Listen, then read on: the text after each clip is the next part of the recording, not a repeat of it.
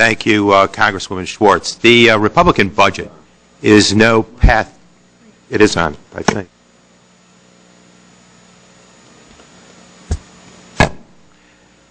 Let me start again. The Republican budget is no path to prosperity. Rather, it is a road to ruin. For America's middle class, this plan lays out cuts to education at a time when we are falling desperately behind commitment to our children, an historic attack on seniors' health care, and hundreds of thousands of jobs eliminated, all in the name of austerity. Meanwhile, fat cats in the oil industry, corporations that ship our jobs overseas, and America's very wealthiest citizens would see a road to riches paved in the golden sheen of even bigger tax breaks and special interest handouts. Make no mistake, this has nothing to do with a balanced budget.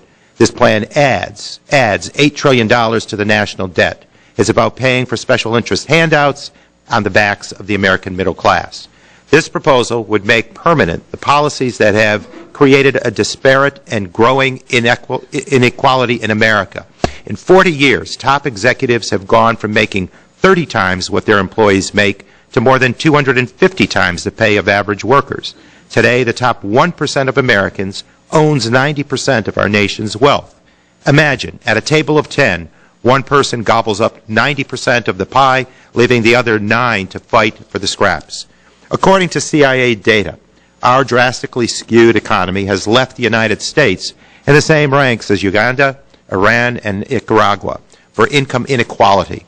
Maybe it's unsurprising, then, that our leaders would enshrine a budget of cronyism, not capitalism, that steals basic services from the poor and gives handouts to the rich.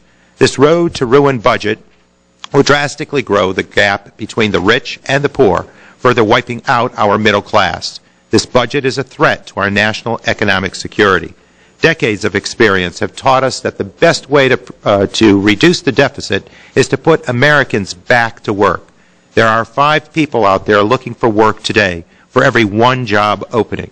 My colleagues across the aisle have claimed mythical gains in jobs and wages based on the analysis of an organization that once told us that the national debt would be paid off by 2010.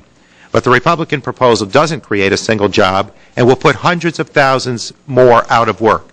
It is a fantasy and a fallacy to claim otherwise. I could feign surprises today at the lack of wisdom and humanity evident in these proposals, but quite frankly, it's nothing new.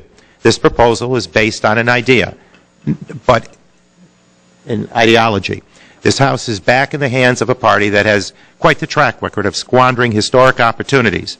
In the only 2 times that they have taken control of the House over the past 6 decades, they have attempted to shut down the government on both occasions.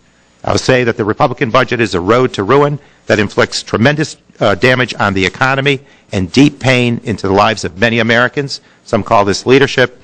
I call this not only a dereliction of duty, but a betrayal of the public trust.